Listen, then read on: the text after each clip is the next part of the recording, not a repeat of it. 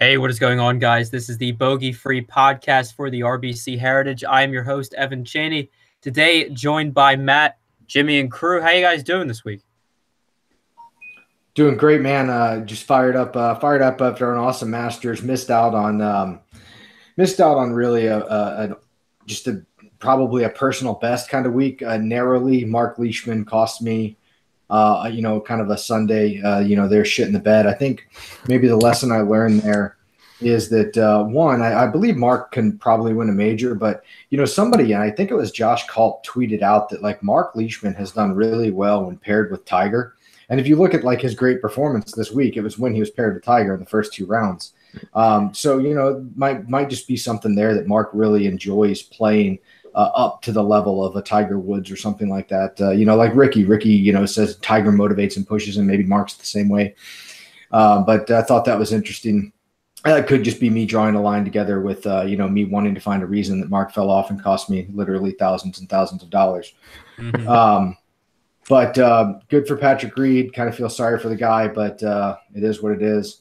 We'll see how Patrick Reed handles this win and moves forward. I think it's probably a defining moment for him in his career, based on his comments 5 years ago, and sort of the slump he took after that, and all the heat that I think everyone is kind of giving his way this morning and today. So I think it'll be interesting to see how Patrick Reed fares the rest of this year and into next season at the majors. But otherwise, really exciting Masters for me. Yeah, Twitter was a buzz with Reed takes. Today was just obnoxious. Today was like beyond. I couldn't even I had to just like X out and close everything today. Yeah, I read the Reed takes. I was just like, no, I'm done. So stuff happens. This is the second year in a row that a very much not brand / guy that I sort of hate in a way wins the Masters. So I'm hoping next year I run a little better, but I did tie the lead for the listener league with U of L 20 with literally no people in common, which is quite the feat if you ask me. But we do real quick have to introduce Rusty from Fantasy Golf Gods. What's going on, man? Hey, how's it going? Just, like I said, another day in paradise, just living the dream here. Got my new basement studio set up. Yeah, that was something on the wall. You look like you're in a hostage video. Yeah, I know. Well, if you like pan up, it's even worse. I'm like under the stairs like a troll right now, but shit happens. No, we get it. It's a work in progress. I'm working. I have all this stuff that I'm gonna put on the wall like behind me, but it just hasn't happened yet. So basically, your basement's a closet? What? No, I'm just messing with you. You're like under the stairs. Oh, God. Well, I'm adjacent. Right. I'm adjacent to the stairs. Adjacent. I'm stairs adjacent. My laundry's over there. We're all set. We're all good here. I'm growing up. I'm in suburbia now. It's great. Oh my gosh! You have to do laundry during the podcast, and the dryer's going off, and yeah, I'm waiting for my radiator to start clicking when I start talking about a guy. That'll be the new what was it? The new Jerry Bart. Garage beat. Yeah, it's the garage beat. So I do have to share a tragic tale. Oh boy, here we go. I'm so ready for this. Did your pet turtle die, or? So, Matt, you'll be happy to know I beat your BFF Sal in the 3-wood this week. Nice. By 2 points. Nice. So my lineup itself, I only made one lineup. It scored a total of 470 points. Mind you, I only had 5 of 6 through the cut. But the tragic tale was that I tried to get Glover somehow. I did not. I tried. I tried. He had a right-in golfer. So what happened was, I'm going to jump during the par 3 challenge and dislocate my ankle was in my lineup. And you got off him. I got off him and put in Chappell, who decided to shit the bed. It's going to be so tempting. I calculated it all. My lineup would have scored. Wait. Yeah. Why would you do that? I enjoy stupid. I enjoy the pain that comes with. Oh my God! I can't believe you would do that. Oh no, commas were lost. Commas were lost in this mistake. What would you have been at? So I'll tell you the rest of my lineup. My lineup was Day, Fowler, Matsuyama, Reed, and Stenson. And then, of course, Chappell. So, again, overall, it was a decent lineup, right? But, oh, my God, Chappell. And you just ran one lineup? That was your only lineup? I ran my one lineup. Well, it is what it is. I mean, so I was looking at the everybody else did the same thing. Like, you can't feel too bad. Like, everybody did the same thing except like 0.04% of people or whatever that rostered I actually didn't have any Finau, and then when that happened, I put him in one lineup, and it ended up being my highest scoring. See, that was the logical thing to do. See, well, it might have been, but like really, it's hard to like know when you watched a guy literally like pop his bone back into place, in the rough. Doesn't that have to mean an automatic win, though? I don't know what an automatic. The guy's a gigantic person. I mean, who knows? That could have. I don't know what. I mean, who knows? Who gets hurt on a par 3 challenge? He's a hero. Whatever. Finau's a goat. I was talking to my grandpa on driving him home this weekend, and he likes Finau, so he's got the Grandpa Dom stamp of approval. So he's all good. He's all good with me now. Well, in homage to that one guy's review, we should probably get past all the fluff talk, so he doesn't have to fast forward too far this week. The girlish chit chat. That's what it was, the chit chat. Yeah. So we're not human. We're just here for your entertainment to give you golf picks, and we're going to get right to that. Absolutely turn this off. Evan, would you take us into the RBC Heritage and why we're really here? So that is the. I guess that's the tournament we're at this week. This is not a Masters Part 2, unfortunately. Rusty, I'll go to you first. Talk about the course for a second. Talk about how you're going to form a player pool this week and so on. So the course is obviously Harbor Town. It's a Pete Dye course in Hilton Head. I've been there. I've not played it, but it is a nice, awesome course. It's pretty narrow as far as PGA Tour courses go and pretty short for them. Jimmy, I'm sure, has a detailed breakdown, but it's pretty much a accuracy and greens and regulation, don't go off the fairway kind of course. And we can get into the how we're going to roster guys in a minute. Jimmy, you got anything else on the course? Yeah, I mean, I'll touch on it really quick. It's the first course Nicholas designed. Sort of a cool fact. Arnold Palmer put this tournament on the map when he originally everyone kind of hated the golf course because it was really tight and not fun to play. And Arnold Palmer kind of said, "Well, listen, you got to play smart golf." And when he put his stamp of approval on this tournament, it became sort of popular and sort of defined the term strategy golf or course management. And I think that's sort of what you need to keep in mind when you roster players here is players that know how to manage a golf course. You cannot overpower it. You need to find the angles. Hitting the fairway is important, but really being on the correct side of the hole or the correct side of the fairway is more important. There's tons of trees. You will be blocked out if you're not hitting like, I don't know, it's like put 3 or 4 dinner tables together in the fairway, and that's kind of where you need to be aiming your shots, and it's where they need to stop if you want to have clean looks at some of these greens. A lot of greens are going to be missed this week, especially if the wind gets up. Most of the points, half of your points, 50% of your points are scored on the par 4s. The 400 to 500 yard par 4s account for 9 of the holes.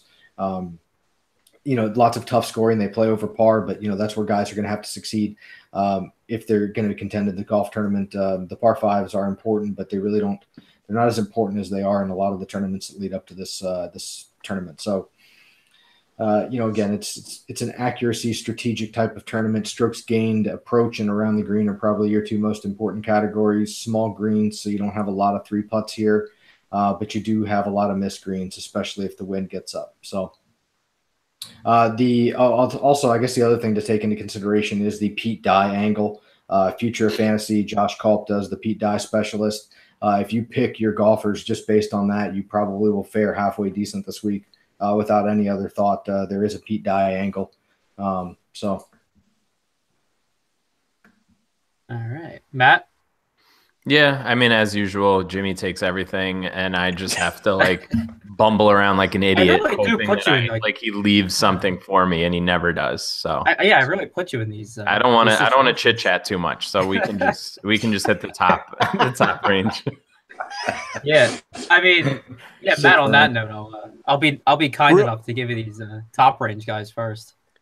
Real quick before we go, right now, looking at weather, it's supposed to get pretty nasty on Sunday, Saturday night, Sunday. So I don't know if that's going to play into it. Winds are pretty low Thursday and Friday, Saturday, but Sunday they're supposed to be up to about 20 miles an hour and thunderstorms overnight and that day.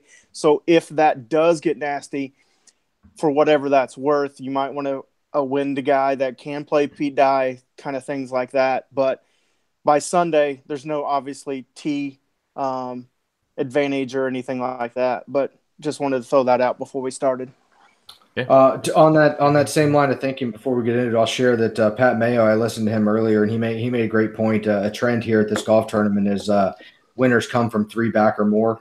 So the leaderboard does tend to change here because of the weather, likely. So if you're betting outrights, or especially if we're going to be individual rounds for DraftKings this week, something to really pay attention to is the weather on the weekend. If it's going to come into play, you'll see some guys move up the leaderboard significantly on the weekend. By the way, real quick.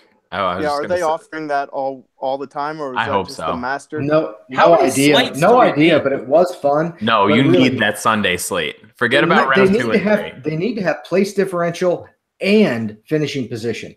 That way you have an incentive to roster guys that are way in the back. Like Webb would have crushed it. But people are so stupid that like there were so many dead lineups in the Sunday contest because people didn't realize let's get guys in the top 10. The whole format, no one was happy with it. I liked it. How dare you, Evan? I love it. Yeah, I thought because I made money on it. I think it's way better than the weekend slate only. I think it's way better than weekend. You can just go full degen and lose money both all week, Saturday and Sunday. Well, so, here's what I think is interesting though. Like you can decide to take a stance early Thursday and know that you have an opportunity to hedge on Saturday or Sunday if you're like 50-50 on a guy. If I want to get really heavy or concentrated in a player pool, I think this gives me a better opportunity because let's face it, the contests were better. Yeah, it was the Masters, but if they continue to offer better contests for single day entry in a more dynamic scoring format, then yeah, congrats to DraftKings. I'll play. And like I said, the point is like there's so many dumb people that play that like you have more. I think you have more of an edge on Sunday based on some of the lineups that I saw. It's certainly way more of an edge. In a limited Masters field like we saw yesterday. Yeah, that was But like, why are people rostering like I don't know, like Phil? I don't know. Well, like, why are you rostering somebody in 50th? Like on Sunday when you're not going to get any bonus point. I don't know. Whatever. We're chit chatting. I know. Shit. Sorry. We're just giving every reason. We're just giving every reason to roster VJ Singh. Oh, God. In later weeks. On that note. Seriously. On that note, Matt, your top picks for this upper 10K and up range here, and whoever you might be overweight and underweight on this week. Yeah, I mean, I've been trying my darndest to not roster the most expensive guy, but I can't really DJ. I don't know that I can talk myself into it this week because I don't care that he's 12,000. There's I don't know. He's the only guy in the top 10, right? And probably 8 or 9 guys in the top 30 or 40 this week. It's just such a weak field after last week that I'm going to have a hard time avoiding him, but it's also one of those things where who are you going to play at the bottom? Drew Love? Where are you going with this if you play him? I've got a hot take for that bottom tier later. Oh, God. Oh boy. Here we go. I feel an Abby bet coming. No, not on this person. I think for the most part, I'm firmly of the belief that Kuchar is turning things around slightly. And I think that this is a field that he could sort of be sneaky. And, I mean, he can always sneak into the top 10, but I wouldn't be shocked if he was top 5, last couple groups on Sunday. I'll have a little bit of KC, but I'm trying to really I'm trying my best to really narrow in on like a couple of 7K guys and then just differentiate up here personally this week. But I'm also an idiot and I've been running really poor except for last week. So I don't know if you want to listen to me anyway. You've been running so poor that my avatar has changed twice at your hands, and now I have a mullet Charlie Hoffman, which is after three awesome, which is pretty awesome. 3 losses in a row. Like, what are you talking about? You're turning it around. You won the listener league. Man. You got 2 Abby bets rolling. No. I tied the listener league. Like, that's the definition of not running pure.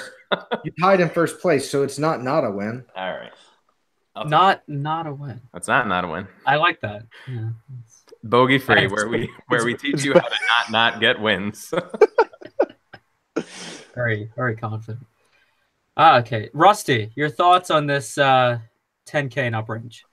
So, similarly to Matt, I typically don't play the highest price guy, but with DJ being A, the class of the field, and B, this high up, I think he's going to be pretty low owned. So if you can get him at a lower ownership, I mean, I could see Cooch being twice as much owned as DJ, and that's insane. I don't care that there's, $1,200 difference there. I can make that up somewhere else. So if that's what ownership dictates, I like DJ a lot here. I think, like I said, I think Cooch is a great fit for the course. He's obviously got a win here. It's shocking. He has a lot of top 10s here. But I just think he's going to be too popular after both Houston and the Masters. He's been playing well. He found something in Austin at the match play. And so I probably will full fade Cooch. And Casey, I don't know. I typically don't roster him when he's that high either. So out of the top 4, I like DJ, but I could probably be talked into, and the first lineup I made, I faded all of these guys. So just kind of going at a more even lineup, and I like a lot in the upper 8s and lower 9s. So to get 2 or 3 of those, you're going to have to fade the entire top, because unlike the one Jimmy found, I think the bottom's garbage, and there's like 2 people down there that I trust. So I'm going to try not to go down there, but we'll see. But I like DJ. Talked to a buddy of mine today that DJ's obviously from Myrtle Beach, and Hilton Head's a couple hours away, but he says he's played this course 1 million times and loves it. So that's interesting that he's never been here on the tour before. But there is an angle there that he does know this course a lot, even though he doesn't have course history. So. Okay, Jimmy? Yeah, DJ's sort of polarizing. I can't quite figure out what he's doing. Well, I mean, I know what he's doing here, but I mean, I don't know why he's sort of the same thing. It's interesting. I know he's from the area and such. I didn't know that he's played this course 1 million times and loves it. So on that, it doesn't seem like it would fit him, but no. I guess. Exactly. Well, I mean, yeah, but what course doesn't fit DJ, right? He can hit a 7-iron like around this entire golf course and probably be fine. So yeah, like I mean, it's only 71. Yeah, 7,100 yards. 71 and change. Like, so I'm gonna have exposure to him because I think he goes like criminally underowned, like he did last week. I think he probably gets closer to 10%. Like I had him at 7% in a single entry last week, which was nice. But I don't think he's that low owned. But he probably is like right around 10%. So I will take a clip of him. Maybe I'll put him in my single entries or something like that. But Casey and Kuchar are going to be the chalk, rightfully so. If you want to go cash up here, you can. I'll probably fade this entire range, much like Rusty talked about. I think that's going to be the popular lineup construction. I also think it's probably the winning lineup construction. Sands may be a DJ, because if DJ shows up here, I think he runs away with it. That's why I think I need exposure to him. I also think he's interesting if you want to get him in some exotic like baseball or hockey parlays, if you're into that thing. His betting just odds, full DGen. Well, I think it's interesting given because weekend golf is not enough. We got to parlay it with random. Well, some people bet, some people do this. I mean, I do it all the time. Yeah, like it's a way for you to every hockey game and parlay it with DJ and just print money. Well, sometimes I hit a like 11 man to make the cut parlay last week for $20. It paid off at like $370. So there you go. I missed Sergio. Fucking Sergio cost me $1,900, man. He sucks. Sergio was in a 22 man to make the cut parlay, and he was the only one, man. Oh, brutal. Anyway, yeah, you should I enjoy betting as well, and I think if you want to try and get some action on DJ, there's some ways to do that at a decent number in a garbage field. So if he decides to show up, he could crush it here. Yeah, his 9-1 isn't going to turn you on, but I guess you could parlay it somewhere. Just mash it with the Mets, man. We're crushing right now. I got my jacket rolling right now. Right there. Just click it a few times, and you can just print money. Just parlay DJ and a 161-1 Mets season, and just print money. Any team that signs Adrian Gonzalez. Yo, he's raking. Shut up. Oh my God, we're off the rails. We're off the rails. However, that Asian kid that's pitching and hitting, incredible. Yeah. Moving on. Mark Leishman. Yeah. Mark Leishman, very disappointing to me on Sunday. Cost me literally thousands of dollars. So you're not going back to him because I'm not going to go back to him here. He's also not very good at Pete Dyes, according to Culp. He scrambles really well, but I don't see it here for him. I really am probably going to start most of my lineups below this range. Speaking of which, good segue. Come on, go. I thought you were gonna add something.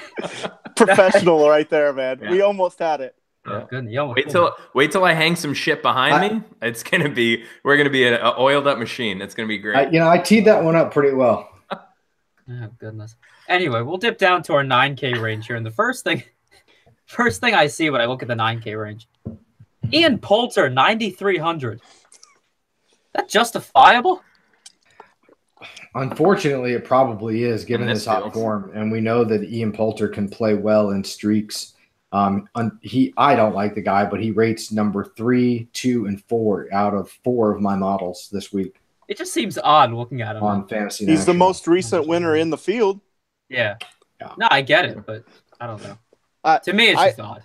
Yeah, there's no way, Evan, I'm taking him this week. He was running on fumes to get to the Masters. I can't imagine why he's still playing this tournament after the run that he had to get to the Masters and then playing again last week. So I'll be a full fade.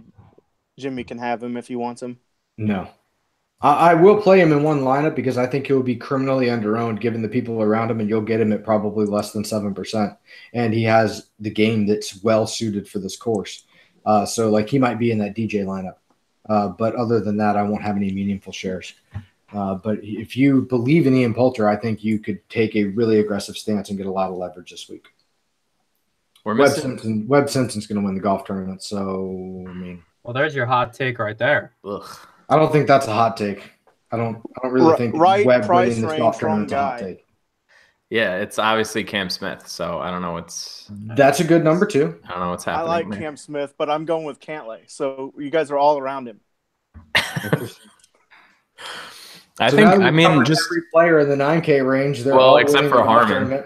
Yeah, no love for Harmon and no love for Poulter.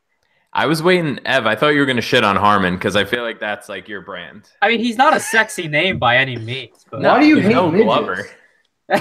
Well, you're the midget hater on this show. No. I endorse the midgets. I bring them up frequently, in fact. Jesus. See, I feel like you do that just to defend. We almost made it a whole show without talking about midgets. Well, anyway, we got 20 minutes Brian Harmon is an interesting GPP play. I think he'll go underowned as well and theoretically fits this golf course. Yeah, I mean, he's a short, accurate hitter that can putt. So, in theory, it fits him. But, I like him better than Webb Simpson, actually. So, the question is, Webb is going to be extremely chalky. I think he's only projected for 20% now, but I believe that Webb gets to closer to 30, 32% by the time lock comes around. And, I mean, realistically, this is Webb's best opportunity to win before Quail Hollow.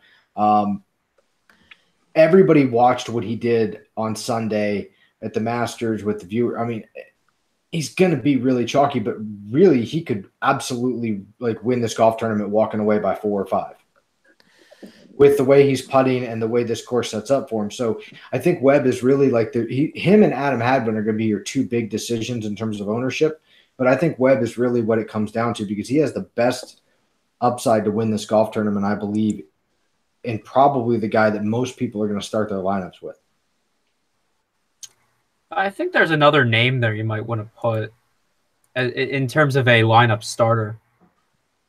Luke List. I mean, if we're gonna dip down to 8,900, I hear a lot of. God! I hope everybody plays Luke List. What an awful decision that new would be. list. Luke List. This is new list, Jimmy. It's new list, and he can club down here, so he List. doesn't need that driver. You're missing the boat on Luke List, buddy. Oh my God! New list, fella. Nope. You're outvoted. Listen, no. We're not. Hey, we're not going to do an Abby bet this week, gentlemen. We are going to do a 3-man. We are going to do a Rusty, Matt, James 3-man, and you two can play all the Luke List you want, and I'll do the winning strategy. Take Webb. No. I didn't say I was taking Webb. I think you have to make a decision on Webb. I do think he's a good play, and I'll have exposure, but. If I had to pick between Webb and Luke List, I'll take Webb for sure because Webb's like won a major and Luke List hasn't won a golf tournament. So, yeah, when did Webb win a major? How long ago? Back when you could use an anchor putter. Yeah, fair point. But he's the best putter in the field right now. I'll fade trying to predict putting personally. Well, it's tough. Listen, I'm not a huge Webb fan, and You're really caping for him right now, though. It's tough. Listen, how do you get away from him? Spectacularly. He's the second-ranked guy in my model. He shows up number 1 and number 2, 6 and 14 across all 4 that I build. He is the guy that will be the chalkiest. It's not like I'm alone on an island here. Everybody is going to feel this way, and every show is going to talk him up. So makes it easy fade. Yeah, this just has Keegan written all over it. It does. Keegan and Webb are you should not be surprised if Webb goes full Keegan because he's done it, but. Yeah.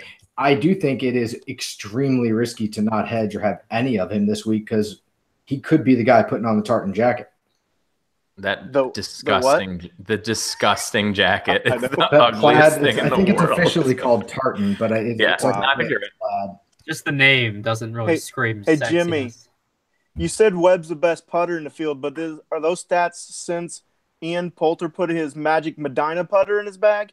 Because those probably not. He's been insane like since an accurate stat, but he's been hot and in this field, probably the best putter on average for the rest of this year. If not, doesn't matter. Ian Poulter probably last year too, actually. Ooh, I don't know about that. Webb, I mean, he's been putting well for like 9 months, man. Yeah, he has. It's been a while. That's the thing. You can't really call it a fluke anymore. I don't think. I'm with you. I just don't like chalky Webb Simpson. No, thank you. Oh no! Listen, it scares the crap out of me. It's almost as bad as chalky Luke List. I'll take Luke List any day. He's cute too, right? Oh my gosh! In what context? Every context. Oh my god! Matt's on board with me. It's new list, man. I don't understand this hate that Jimmy has. This irrational hate. I don't hate Luke List. Because he remembers old Luke List that misses cuts and burn his lineups.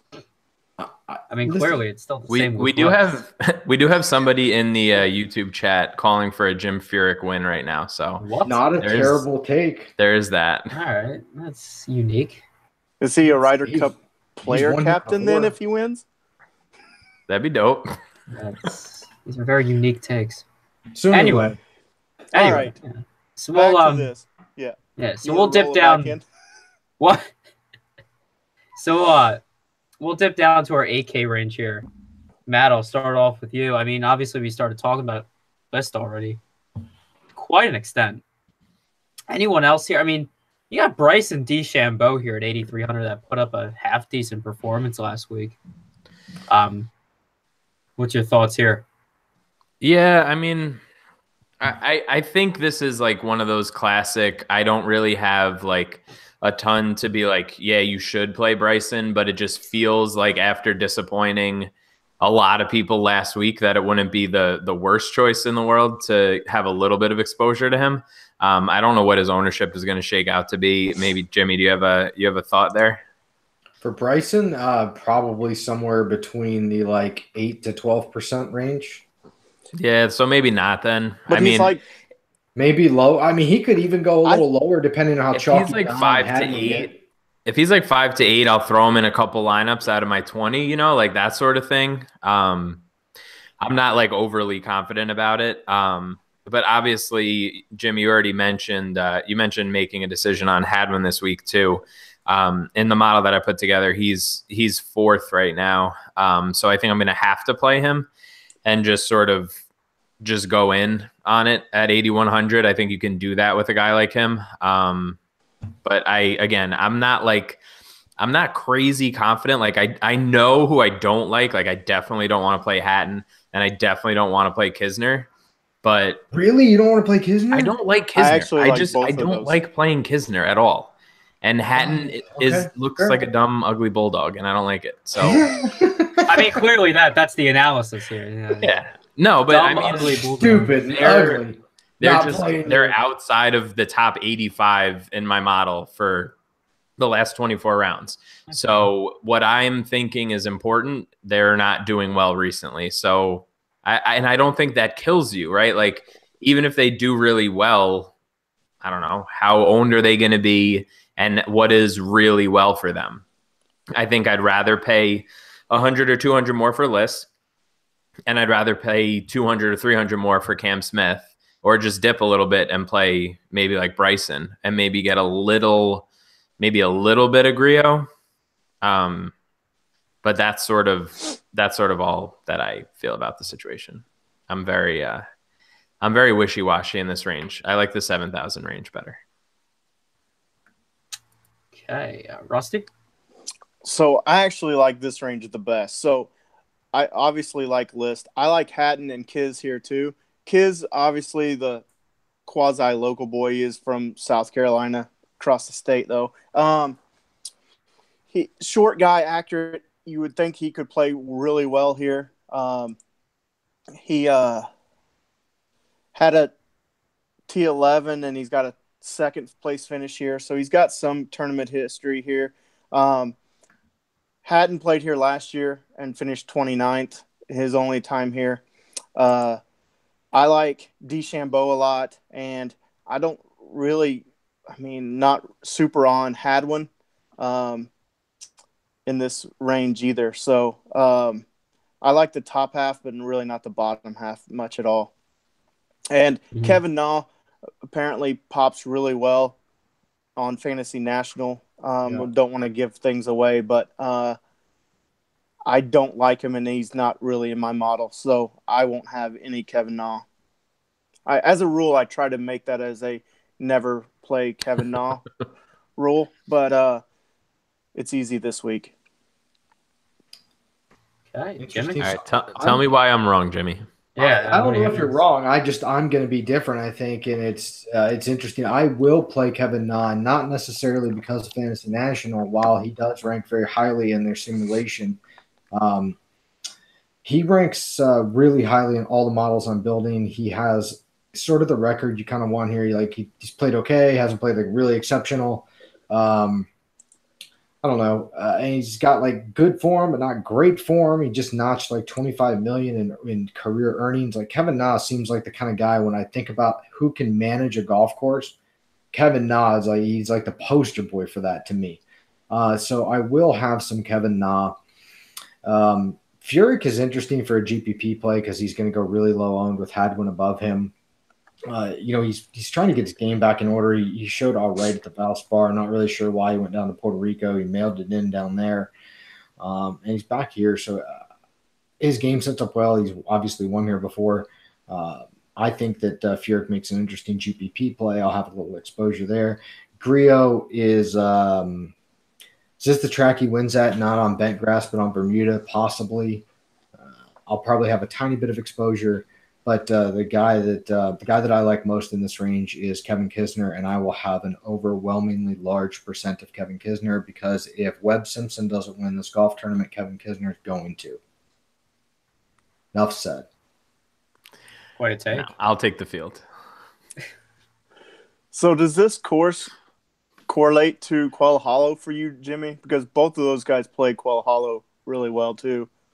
I actually haven't thought about Quail Hollow at all. That is a lot driven by Pete Dye and sort of Josh Culp and, Fantasy National looking at corollary Pete Dye courses. I really like. I've played several Pete Dye courses. I've played the Stadium course at Sawgrass. I've played the sister course there. I actually have a little self pat on the back, hole in one at Dye's Valley there. So I've played some Dye courses, and they are very different than literally any other golf course. They really do screw with the way you set up your golf shots. You can't play one shot; you have to play both, and you kind of have to be able to. I don't know. It's hard to describe if you've never played one. They really do set you up like everything aims the wrong way, and you're forced to hit this shot that doesn't look like you. There are guys that can hit those, and there are guys that cannot. And Kevin Kisner has shown throughout his career that he can play Pete Dye golf courses. So I'm hoping, and he also showed something at the match play. He showed a little something there at the Masters. I really think Kevin Kisner makes an excellent play this week. And I don't think he's going to be terribly owned. I mean, by the time it all shakes out, I think Kevin Kisner probably comes in less than 15% owned. So I'll take a really healthy clip of him at mid ownership. Again, I think that a balanced lineup construction is in play this week, and I'm going to be really overweight on that stance from a balance point, and Kevin Kisner is a big part of that equation. Okay. Any other takes here in that 8K range from anyone? Or can we just jump down to 7? 7. Right. So, yeah, we'll go down to 7 here. Rusty, I'll start off with you because you like this range quite a bit.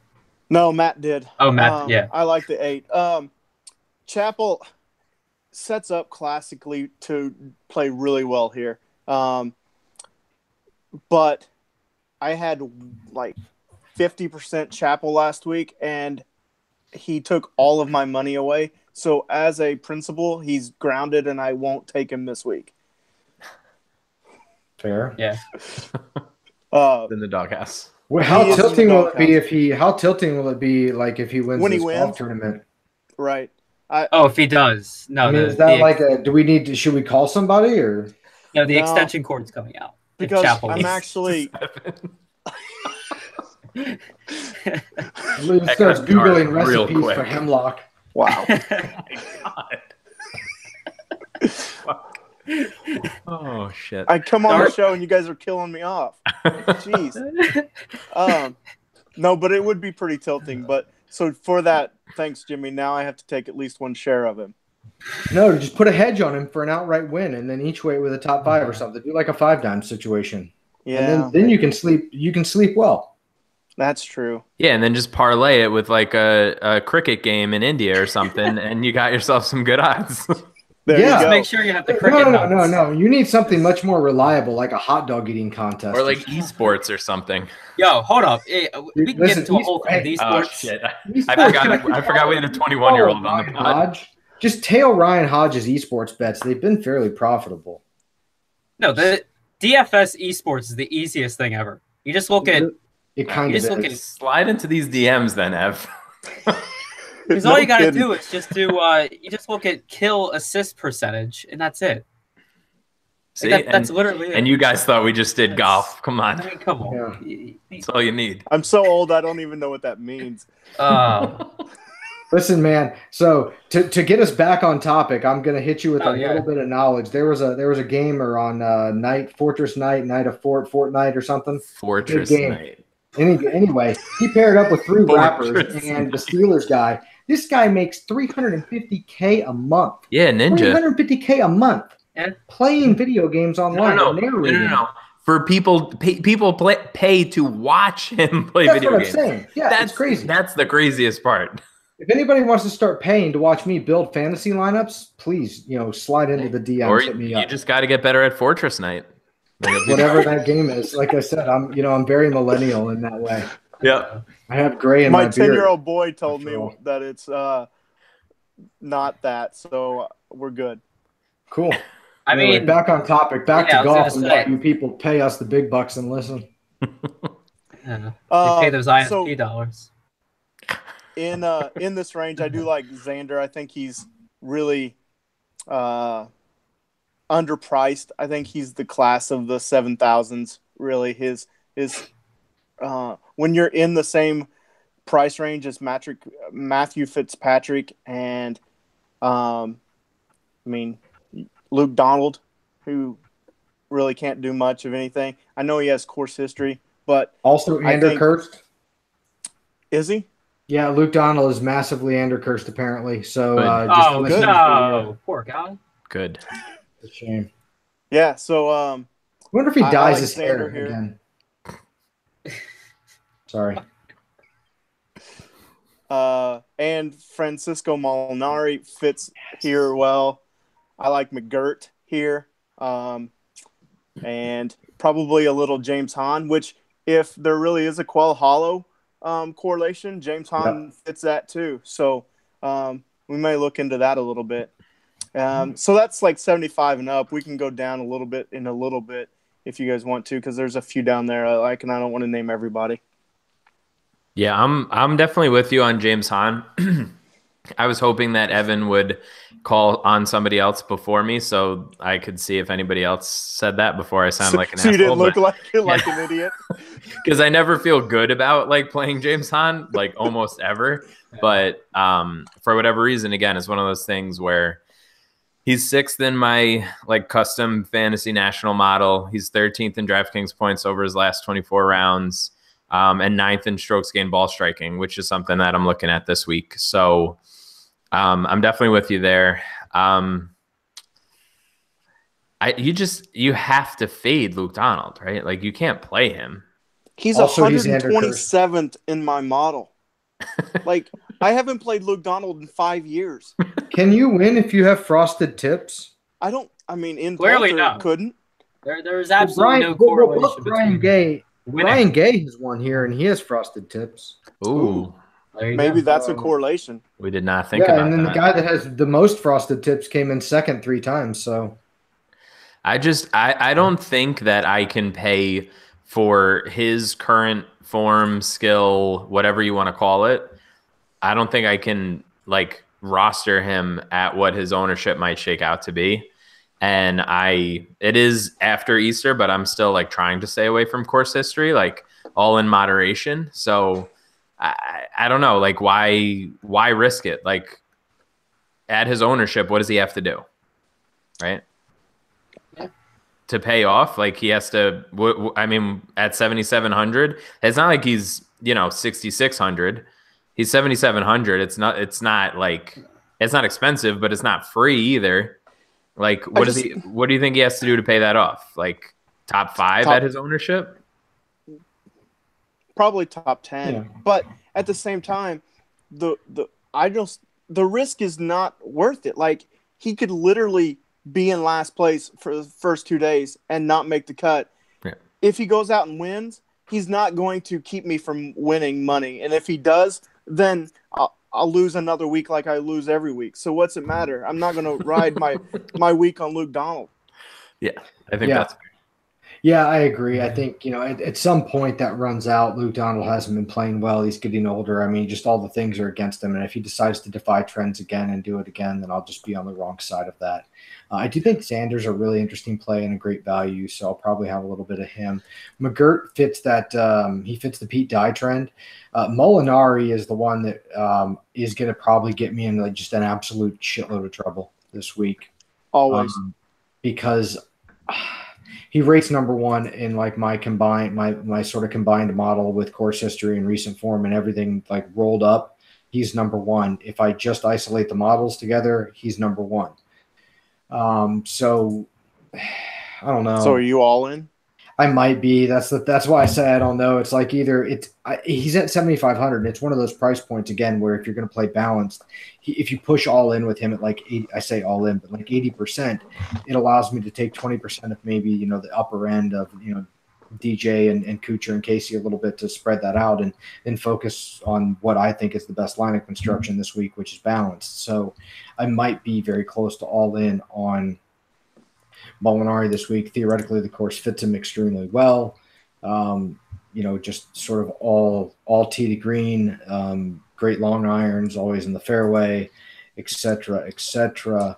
It seems like he has to be a good fit or a good bet to make the cut too. So like it's not like he's got a blow up potential in him. Like That's the like problem. Kevin. Every time I say that, every time I think that he doesn't have the blow-up potential in him, and I think and I say the same phrase you just said. No. He's a down-the-middle guy. He doesn't blow up. He's not going to double bogey. He double bogeys, and he screws me. He Luke lists me. He Keegan Bradley's me and rips out my soul. He knew Brandon Harkins you. Sure.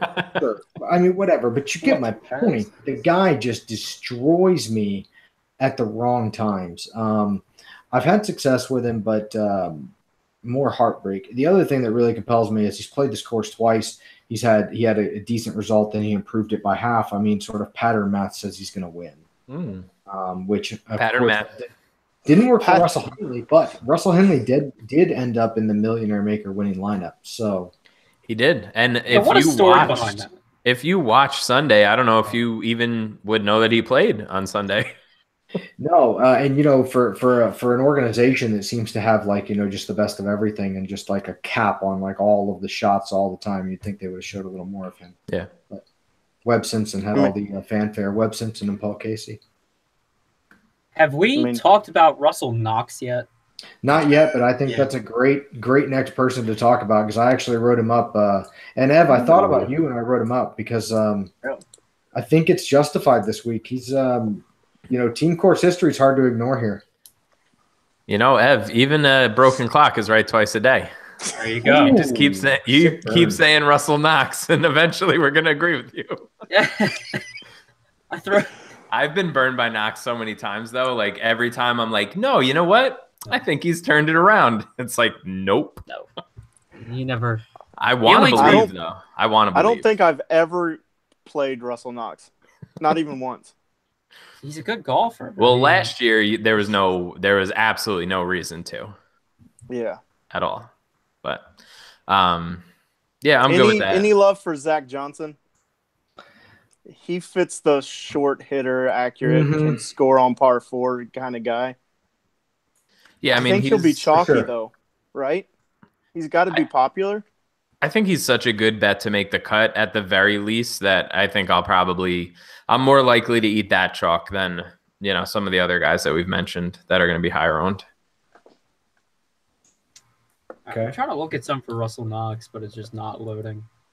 So probably a good sign there.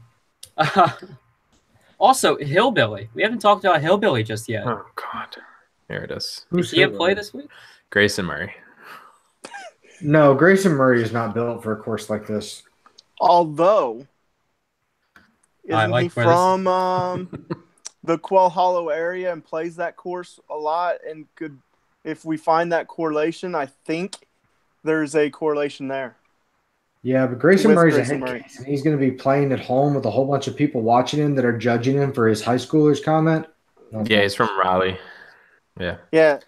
I don't know. I just don't, like Jimmy said, I don't really see the fit, and I'd rather just play like Molinari or Hahn. If he was cheaper, maybe I would take a few darts, but maybe in the 68 range, I would take some darts, but not at 75. Yeah. I mean, I like Kokrak right below him really well. And he fits way better too. He does, and I just think he's a way safer. You look at the range of outcomes, and Grayson's ceiling is like top 20, but he could come in last and miss the cut. So I just don't like the scariness of Grayson. Yeah, when you look at leaderboards for the past 5 years of this golf tournament, and you look at the top 10 in each year.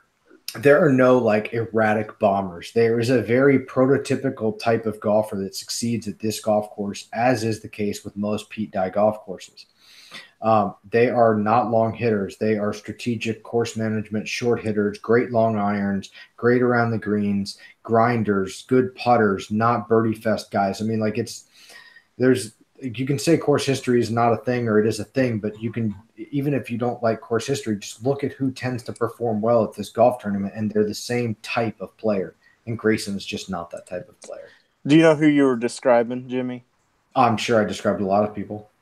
Siwoo Kim. I have a lineup I'm looking at with Siwoo Kim in it right now. I mean, he plays. Why is that not shocking in the least? I have a Pat Mayo. I am following the Pat Mayo strategy on Siwoo Kim. I am betting him to win a golf tournament every single week this year. And if he wins one for the year, I will be plus money. And I'm just counting on the talent of a guy that, like Siwoo Kim, if you can win the Players' Championship, you can win literally any golf tournament, as we've been saying about Ricky Fowler forever. But that's besides the point. Don't disparage Ricky. I'm not disparaging Ricky. I love Ricky. You're making Ricky Fowler sound like a poor puppy dog that lost. Ricky Fowler is not a poor puppy dog. Ricky Fowler is very wealthy with a very sexy girlfriend. That I don't think that there's anything for Ricky to be concerned about. He'll probably wear a career jacket very shortly. But I fully agree that Siwoo Kim can play well here. He putts better on Bermuda. He's got his win on a Pete Dye course. Exactly. Like he's another one of those type of guys. He probably falls more into like the can't putt bomber more than the like Kevin Kisner, Russell Knox, Molinari mold. Because he is much longer and he does have that sort of extra gear that can kind of, he can kind of bomb it around if he wants to. But if you played a lineup with Siwoo Kim, I wouldn't think you were crazy this week. I think he makes a better outright bet. And early on Fantasy National, they got him at like 5.5% owned for the week, and right now the actual lineup's at 1.4%. So if you can get him at 3 or 4%, I think he's a smart play. Also, Siwoo Kim is lucky for me. I hit him at the Players last year, so maybe this is the time to like get on Siwoo again. Well, there you go. I won't be on that train. Come on, it's fun. Jump on. It's not. It's actually like the least fun train. It's a death ride. I'm not all for death rides just yet. Soon. You're too young, Evan. That's true. You got a long time in front of you. That's true. I have many a golf tournament still to watch there. If you were for a death ride, you'd have kept Tony Finau in your lineup. That's true. Although Tony, I might be more alive right now if I still had Tony Finau, because again, the comment. Since you ran one lineup, I don't think that was the worst. Like, I don't think that was a bad thing. Like, you probably did the smart thing, even though it was like ended up not working. But I think that was still the right call with one lineup. If you told me you had 50 lineups and you did that, then you're an idiot. But I think you're all right. Don't beat yourself up, Ev. To this day, I survived. Anyway, we have CH3 here at 7,300. We can't just go this entire range without talking about CH3. We absolutely could have. How dare you? Not with me in the picture here. I'm CH3. Like I went a little past my rule and I rostered him at the Shell because I thought that maybe the unicorn story of him winning to get in to Augusta was there, and he played all right. But that was the absolute last time I'm rostering CH3 until next season. So you've said that since like the Genesis. He has.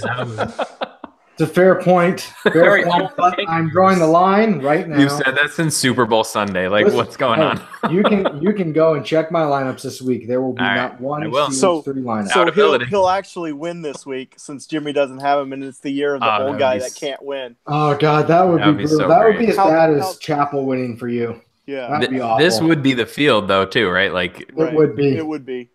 You're right, but you gotta put him I'm sticking to my guns, and I am not playing him. And just play him in cash, Jim. Just a hedge. Oh my God, what a terrible idea that would be. All right, we had a question about last year's winner, Wesley Bryan. Any love? Is he? Sure, why not? Where's he at? He's 7,200. Yeah, 72. Yeah. I mean, he's a South Carolina boy too, so he's local. He was riding a really hot putter coming out of the web.com last year, and right now he's just not. And I know he was getting married at the time. He had like a wedding coming up. Life was in order. It kind of reminded me of the Adam Hadwin run last year. Very similar. Yeah. But I don't think, even though you don't really need a driver here, he went through 8 tournaments where he didn't even have a driver in the bag this year. Like, he literally can't hit his driver. Did he really? Yeah, he took it out. He actually played a professional golf tournament without a driver in his bag, and his name was not Henrik Stenson. Several of them. He took it out after That's news Hawaii. to me. I did not know that. He took it out after either at the Sony or after the Sony and said he wasn't putting it back in until Florida because he just had to work on some stuff. So that sounds awfully stupid. Look at his finishes. He actually did okay. But, I mean, as far as Wesley Bryant the rest of the year, I mean, he's missed a lot of cuts this year. But he's just – I mean, maybe it's a smart play to take it out of his bag this week and put in just an long iron 3-wood on a course this short. Maybe he can pop, but I won't have him. Jason Day did it and won the Players last year, or year before last. But yeah, if you believe in him, go for it. I had no idea he was playing without a driver. I'm not on him in this range. I will be on Bud Colley very heavily. I think he's going to be really chalky. He is going to be really chalky, and I think I'm okay eating it in a percentage of my lineup, so I'll probably match the field or maybe be slightly over. I think Bud Colley can win here. I have an outright bet on Bud Colley. He's sort of the forgotten man of the Ricky, JT, Spieth group, the SB2K. Because he's not as good. You're right. He's not as good, but he also dealt with injuries when those guys didn't. He doesn't have the same panache, the same flash, the same talent for sure. But he is motivated by those guys. He is still close with them, and he is still a talented golfer. He can win. He has won at different levels of his career. So I do believe that a win will come for Bud Colley on tour. And if I believe that, I have to believe that a spot like this for Bud Colley likes to kind of be a bomber, even though he's not very good at it. He tries to hit it further than he should. I think he mismanages golf courses quite a bit. Just looking at his game, and a lot of that has to do with the distance. I think he tries to compete with, Ricky and Spieth, even, Spieth is longer than him. But I think he tries to bomb it around and gets him in trouble. This is not a course where he has to worry about that. Thus, I think, his results are shown that he plays better here because of that. He still has the length with his irons to be better than the field, but he's under much more control, puts himself in much better positions, and is allowed to convert on the Bermuda grass where he likes to putt. So I think that at 7,300, while he'll be chalky, Bud Colley probably represents a lot of upside at a tournament like this. And did you almost just say Luke List? I almost did. You definitely wanted to say it. Freudian slip there. Yep. That made me so happy. It's fine. It doesn't matter. I want a gif of the smile coming across my face when you said Luke. But anyway, I will be playing quite a bit of Bud Colley down here, and then the other guy is obviously the chalky Ollie Schneider-Jans. We haven't talked about him yet, and because Ollie's going to be so chalky, just to speed things up, I think Brandt Snedeker makes an excellent GPP play as well. Yeah, I like Brandt too. I actually like Fatelli a little bit more if you're going to pivot off of Ollie right there in the same area. I don't know. Super talented kid. He is, and I tend to get on guys a little too soon, so I'm probably on Fatelli a little too soon, but I like to get on them before they win, so I lose all my money and then go tilt when they do win. So Chappell's winning this week then? I like Bud Colley like the week after the PGA last year, so I'm like 9 months late on him, so he probably could win. But I like Colley a little bit more like in the fall swing and not like right now, especially when he's chalky. But, I mean, I don't know. You could go with Billy Horschel right there. I think Billy Ho is a little bit going to be way less owned, and he's just as good a play to me as Bud Colley. But what do I know? That is a bold statement, sir. Yeah. I'm not going to lie. I mean, I like hot takes, and I'm a fan. And listen, Billy Horschel's a Gator. But to say that he's the same player as Bud Colley in this golf tournament is a bold statement. I mean, look at their ownership. Horschel's going to be 1%, and Colley's going to be 12%. You tell me that Colley's worth that chalk? They're going to have the same finishing position at top, 30. So, like, 25 to 30. So why pay the extra ownership? All right, you have to roster List and Horschel in our 3-man. Okay.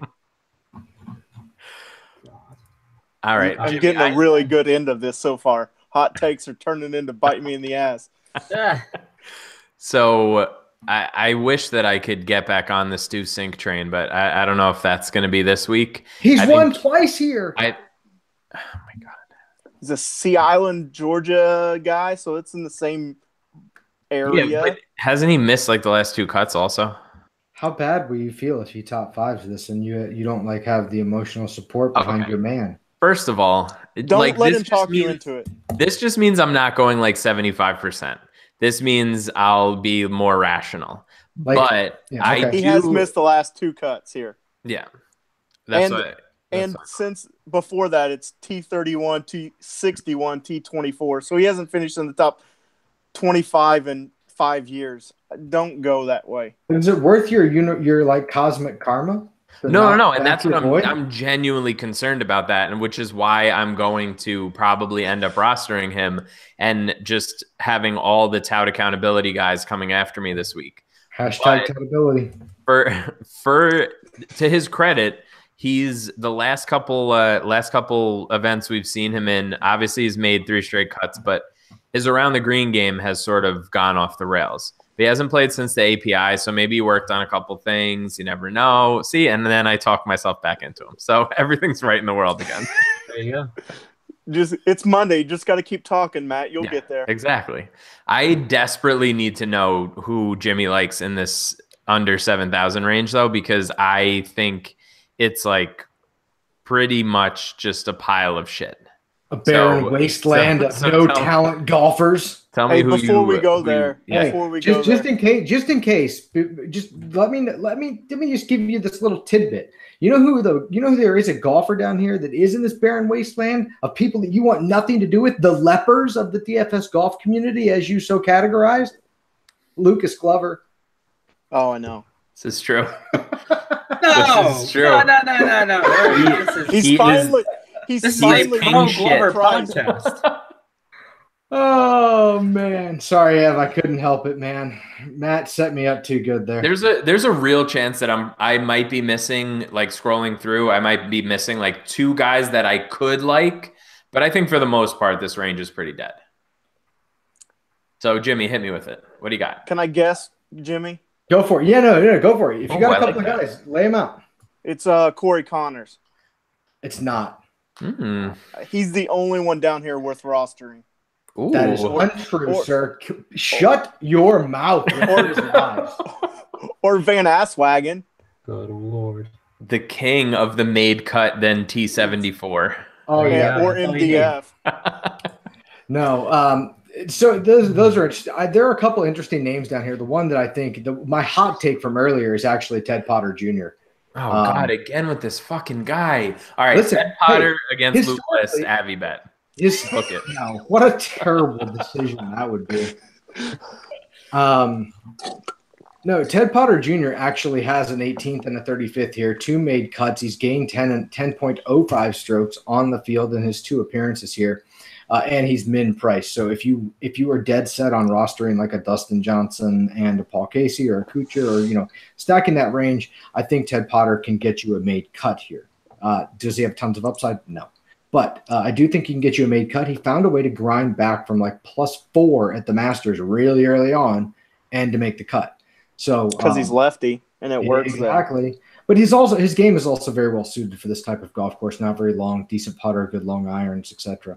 But if you are down here and you are looking for viable guys to play, there are several. I'll toss some names out to you. Talented kid Doc Redman, riding high off his Masters win, could pull a Bryson DeChambeau and show well here. Very talented. If you look at his sort of amateur resume, it's pretty impressive. Jonas Blixt, Pete Dye guy. Played well in Pete Dye courses his entire career. Corey Connors is interesting, so not totally off the radar there. He's obviously the guy can't close, but he can probably get you a made cut down here.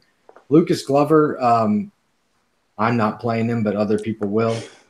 Aaron Badley, I believe he won this golf tournament or played pretty darn well here before. Great putter, doesn't need his worst club in his bag, which is his driver. And Blaine Barber, all guys that I think could potentially show up, get you a made cut in the top 30. Even David Hearn. Actually, no, I take that back. Not David Hearn. I was Or like, David no. Byrne. I was like, we're not going this No. deep into this No, field. I I need was, to looking, go I to was like bed. looking down. I was looking in between some names, and I'm like, maybe, nope, not maybe, nope, not playing him. No, never mind. Good run though. I refuse to utter the names of anybody in this 6K range. Yeah. Oh, by the way, though, you should follow Blaine Barber on Twitter. He's a great Twitter follow. Loves He is. golf. Huge, Not a great golf fan. golfer. That's the problem. Yeah, So he's so sad. great that he made it on the PGA Tour, but you know, God. like, People Oh man, are I nuts. love the hills that you choose to die on, Jimmy. This Ted Potter Jr. thing is just getting out of control. I'm Hey, not dying on it. I think that there's a legitimate case to be made for why you would come to the decision to play him. He's gained more strokes on the field than you have to go all the way up to Rory Sabatini at $7,000 to find somebody that's gained more strokes on the field than he has in his history here. And then the next person above that is Chris Kirk, who has winning upside. So again, I don't think it's crazy. I'm not advocating like tons of exposure, but I don't think it's a hill to die on. There's like a mathematical reason. I heard you say 100% Ted Potter Jr. before. That's what I heard. He So better be in your when I lineup audit your against me and lineups, Matt. Yeah.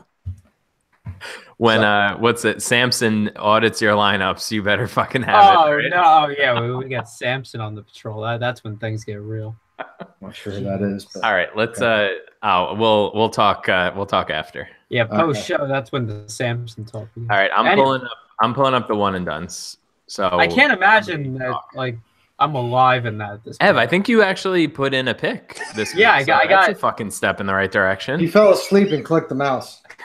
No, I told you guys I was putting in. Oops. I was putting in Mickelson the second that we were talking about it last week. Mm. So I was pretty good. So that was fine. I'll make mine easy. I'm taking Webb Simpson. Good lord! All right. I don't care. You guys can take Webb too. But I'm not gonna use him at any other golf tournament, and this is his best opportunity in a one and done. All right. You know what I'm I'll gonna do? take Cantlay while you guys are thinking. All right. I think God set this one up for me. Kevin Chappell. God set it up for you. What the fuck is Divine happening on this show? He's on a mission from God, apparently. It's really the Blues Brothers. We're on a mission from God. You know what? That's... I'm feeling a little froggy right now, so I don't know if I'm definitely going to stick with this. Luke List? But no. Glover? Yep, Glover for sure. I could probably roster Glover for the next like 4 weeks, and you guys won't catch up with me.